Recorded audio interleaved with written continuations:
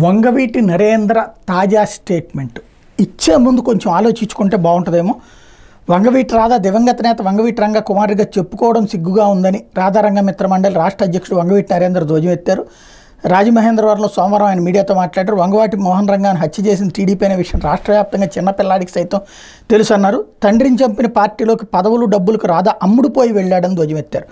ఇదే విషయాన్ని రాధా స్వయంగా చెప్పడం సిగ్గుచేటన్నారు. టీడీపీ వాళ్ళ ప్రాణహాని ఉందని వంగవీటి మోహన్ రంగ అసెంబ్లీలో చెప్పిన రికార్డు ఇప్పటికీ ఉందన్నారు. రైట్, ఆయన చెప్పారు, ఆ రోజున కాపాడబడలేదు, దానికి కానీ తెలుగుదేశం పార్టీ గవర్నమెంట్ పడిపోయింది. ఆ తర్వాత సీన్ కట్ చేస్తే రత్నకుమారి కాంగ్రెస్ తరపున గెలిచి అదే తెలుగుదేశం అటాచ్డ్ సభ్యురాలుగా అయిందిగా. ఆనాడే అప్పుడే పోయింది కదా. నెంబర్ 1. రెండోది వచ్చేటప్పటికి అమ్ముడుపోయే వ్యక్తి వంగవీటి రాధా నాకైతే అట్లా కనిపించట్లేదు. ఎందుకంటే రాధా అమ్ముడుపోయే వ్యక్తి అయితే కనుక తన తండ్రి పేరుతో తన వారసుడిగా ఈ పాటికి ఎంతో సంపాదించుకుని ఉండేవాడు. అసలు ఇచ్చే ఎదవలు ఎవడే వాళ్ళ డబ్బులు? ఓ మాట చెప్పండి. రాధా దగ్గర డబ్బులు ఉంటే ఇవాళ ఎన్నికల్లో పోటీ చేయడానికి ఎంత ఇబ్బంది పడాలా? పార్లమెంట్ సీటుకి ఇవాళ 300-400 కోట్లు కావాలి. అది ఖర్చు పెట్టలేడనే కదా ఆయనకి పార్లమెంట్ సీట్ ఇవ్వండి. అసెంబ్లీ సీట్కి వాళ్ళ కనీసం 80-100 కోట్ల రూపాయలు కావాలి. అది ఖర్చు పెట్టేటటువంటి పరిస్థితుల్లో లేడనే కదా ఆయనకి ఇవ్వకపోయింది. మొత్తం కలిపితే ఉండొచ్చు 100 కోట్ల రూపాయల ఆస్తి. కానీ సమస్య అది కాదు కదా.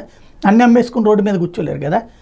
రొటేషన్లో 100-200 కోట్లు ఖర్చు పెట్టగలిగేటువంటి పరిస్థితి ఉంది. మరి అమ్ముడు పోయేటట్టయితే అంత తిప్పలు ఎందుకు పడతాడు ఆయన?